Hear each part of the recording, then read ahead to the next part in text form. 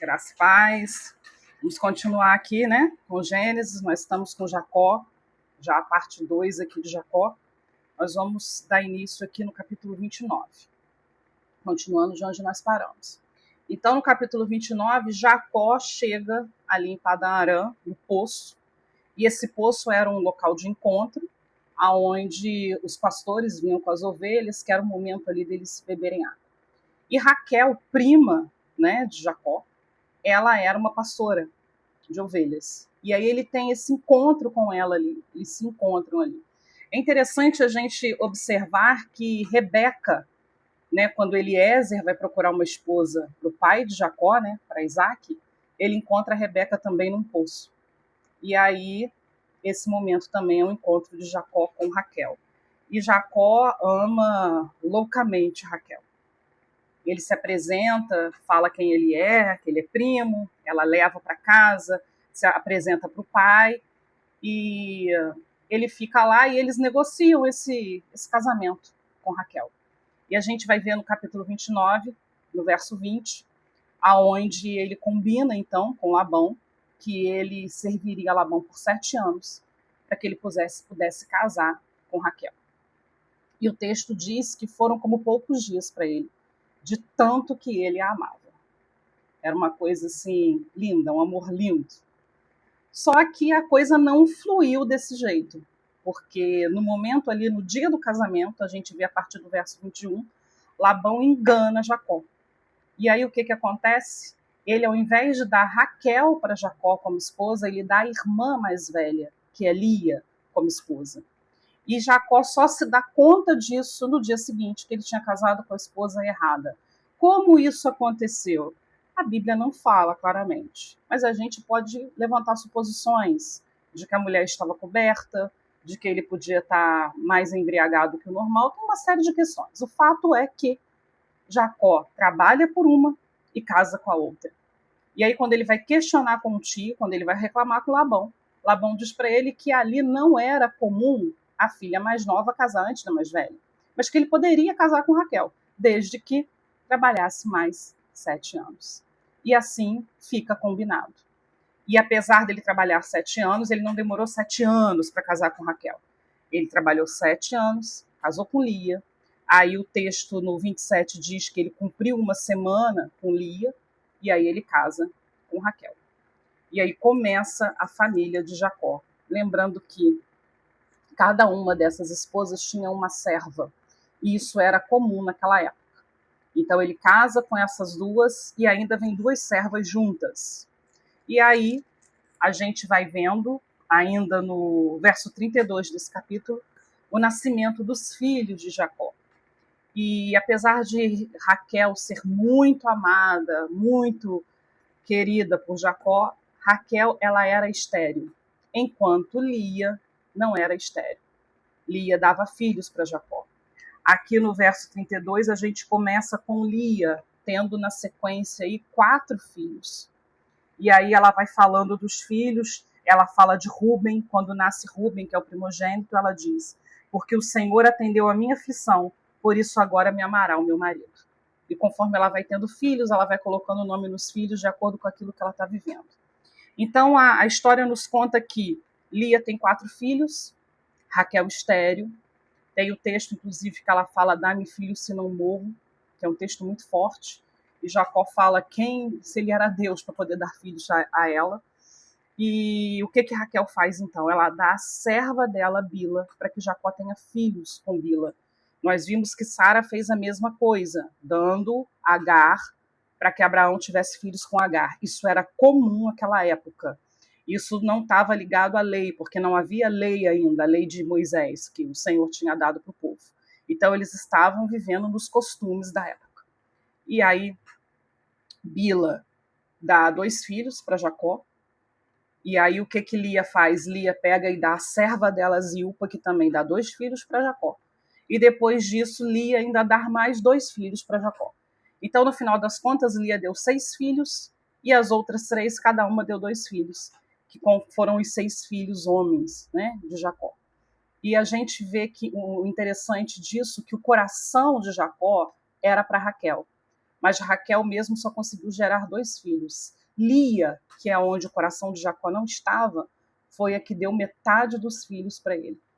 Então tem coisas que nem sempre o nosso coração deseja, mas aquilo é o melhor de Deus para nós. O melhor de Deus para Jacó era Lia, que era onde estaria ali a maior parte, né, ou metade da descendência dele. E aí Jacó trabalha então 14 anos pelas 2 esposas, e depois ele trabalha mais 6 anos. Quando encerra esse período, ele vai conversar com Labão para poder ver como que ia fazer, e então eles negociam aí um salário. Só que Labão, ele troca esse salário várias vezes, sempre tentando prejudicar Jacó. Mas Jacó, ele tinha feito um voto com Deus. Ele tinha a proteção de Deus, ele tinha a promessa, ele tinha a bênção da primogenitura. E todas as vezes que Labão tentou prejudicar Jacó, Jacó teve sucesso. Jacó foi abençoado. No verso 43 do capítulo 30, diz assim, sobre Jacó. E cresceu o varão em grande maneira, e teve muitos rebanhos e servas, e servos, e camelos, e jumentos. Então ele continuava crescendo, continuava, né, se desenvolvendo. E aí a gente vê a partir do capítulo 31 um momento onde Deus manda Jacó retornar para a terra dele. E aí ele sai de lá meio que corrido, né, vamos dizer assim, meio que fugido. Ele não fala com Labão, ele pega a família e ele vai embora. E aí, nesse momento, Labão chega e ele vê que não tem mais ninguém ali, a partir do verso 22. Labão, então, vai atrás de Jacó. E ele encontra Jacó no meio do caminho. E tem um detalhe aí nessa história que Raquel, quando sai, ela carrega os ídolos do pai. E Labão vai atrás desses ídolos. E aí nós temos, né, interpretações sobre isso. Mas uma das interpretações, inclusive o Rodrigo Silva fala isso, que esses ídolos aí eles estavam ligados à questão patrimonial. É como se fosse a certidão de cartório deles ali. Então aquele ídolo significava que a pessoa tinha direito àquela terra. Então a gente não sabe exatamente se é desta maneira, é uma interpretação arqueológica e histórica, mas o fato é que Raquel levou. Independente disso, isso trouxe um prejuízo também espiritual para a vida dela. E aí Labão chega lá questionando isso, que levaram os ídolos. Só que Jacó não sabia disso, que tinham levado os ídolos. Tanto que Jacó fala, olha, quem você encontrar com os ídolos aí, você pode matar, pode morrer, é digno de morte. E Labão não encontra, né? Raquel esconde os ídolos, Labão não encontra. E aí no verso 43 eles fazem um pacto. E aí, ó, daqui para lá você não passa, daqui para cá eu não passo. E Jacó segue então o seu percurso, a sua viagem. E aí, quando chega no capítulo 32, é o momento que ele vai ter esse encontro aí com o irmão dele. Ele manda mensageiros para conversar com Esaú, para avisar que ele está chegando, até porque, lembrando que ele saiu de lá corrido, né? Esaú queria matá-lo, porque Esaú perdeu a bênção da primogenitura por causa da negociação deles ali. Então ele manda os servos na frente, manda presentes para o irmão para poder ir acalmando, né, o coração do irmão. Mas nesse período, a gente observa muito isso em Jacó, que Jacó ele faz a organização dele, né, o planejamento dele, mas ele busca a Deus acima de tudo. Então ele faz toda uma organização, ele divide a família, porque já é uma família grande, né? O único filho que não tinha nascido ainda era Benjamim, mas já tinha uns 11 filhos, os 11 meninos e as esposas. Ele divide eles em grupos, de forma que, se Esaú atacasse um grupo, dava tempo de outro grupo correr, dele preservar algum grupo para que ele não perdesse tudo. Mas mesmo fazendo toda essa organização, ele vai ter um momento com Deus, que a gente vai ver lá no verso 22, quando ele luta com o anjo. Também um texto muito interessante, muito conhecido. E ele passa uma noite inteira, uma madrugada inteira lutando, pedindo uma bênção para o anjo. E no verso 26 diz assim, o anjo diz, deixa-me ir, mas ele diz, não te deixarei ir, se não me abençoares. E é um momento também de grande experiência de Jacó, aonde o anjo ali, que é o próprio Jesus, né, toca ali na juntura da coxa e troca o nome dele. Fala, agora você vai deixar de ser enganador, agora você não é mais Jacó, agora você é Israel. Agora, a partir de você vai vir uma grande nação. E aí, a partir dali, muda não só a estrutura física de Jacó, porque Jacó agora passa a andar mancando. Então, toda vez que ele pisava, ele sabia que tinha uma marca de Deus sobre a vida dele. Mas muda o nome, se muda o nome, muda a identidade, muda a realidade, muda a história. E aí Esaú vem ao encontro dele com 400 homens. Mas Deus já tinha dado uma bênção, o encontro deles corre tudo bem. E depois cada um segue a sua vida. Mas houve uma busca, né, de Jacó para que esse momento corresse tudo bem. E aí, na sequência, quando a gente está no finalzinho ali do capítulo 33, Jacó chega em Siquém, levanta um altar a Deus. A gente vê muito isso na Bíblia, né? Abraão levantava altares, Isaac levantava altares, e Jacó está seguindo pelo mesmo caminho, né? Glorificando a Deus, adorando a Deus por aquilo que Deus tem feito, né? Estava fazendo na vida dele. E aí no verso 34 aparece a filha de Jacó, porque a Bíblia relata o nome dos homens, de onde vai ser formada as tribos, e aí aparece essa filha de Jacó, que é filha de Leia, ou de Lia, né? Dependendo da tradução. E se ela teve outras filhas, a Bíblia não relata, a Bíblia só relata o nome de Diná. No 34, verso 1, diz assim: E saiu Diná, filha de Leia, que esta dera a Jacó a ver as filhas da terra. Então é um momento ali que Diná sai para conhecer o lugar, o ambiente, e Siquém, que era o príncipe, né, daquele lugar ali, filho de Amor, ele se encanta por Diná, e ele vai e abusa de Diná. E isso, obviamente, dá uma série de complicações, mas ele se apaixona, apesar de tudo. Então ele vai procurar Jacó, vai procurar os filhos, para poder resolver essa situação e para que ele pudesse casar com Diná.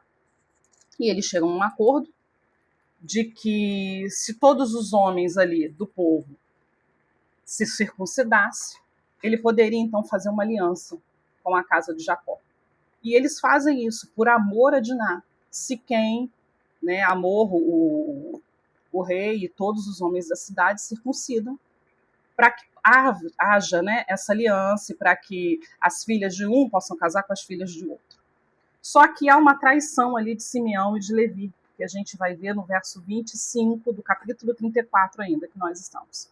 E aconteceu que ao terceiro dia, quando estavam com a mais violenta dor, 2 filhos de Jacó, Simeão e Levi, irmãos de Diná, tomaram cada um a sua espada e entraram afoitamente na cidade e mataram todo o homem que tinha na cidade. E eles ainda levaram as fazendas, levaram os meninos, levaram as mulheres, os despojos, arrumaram um furdunço naquele lugar. E aí Jacó tem que sair dali, porque os outros povos iam ficar sabendo do ocorrido e iam vir para destruí-los, porque que povo é esse? Que gente é essa que mata todos os homens de uma cidade? Então, no capítulo 35, a gente vê um momento onde Deus manda Jacó levantar um altar ali, manda ele a Betel, ele levanta um altar, e nesse momento Jacó faz uma renovação de aliança com Deus. Lá no verso 2 ele diz: Tirai os deuses estranhos que há no meio de vós, e purificai-vos e mudai as vossas vestes. A gente vê o tempo todo Jacó fazendo isso, tendo esse momento de aliança, tendo esse momento de busca, porque ali já havia uma nova mudança, uma nova virada, um novo momento, né, na vida dele. Então ele tem esse momento ali deles acertarem a vida com Deus e dar sequência na história. E aí vai aparecer no verso 16 o nascimento de Benjamim, a morte de Raquel. Então Raquel dá 2 filhos para Jacó, né, que é José e Benjamim. E no capítulo 36 a gente vê a descendência de Esaú, as mulheres cananeias que ele casou e como que foi a descendência dele. No capítulo 37 a gente começa com a história de José, que vai ser o próximo vídeo, e tem muita coisa legal para a gente ver aí. Deus abençoe a todos.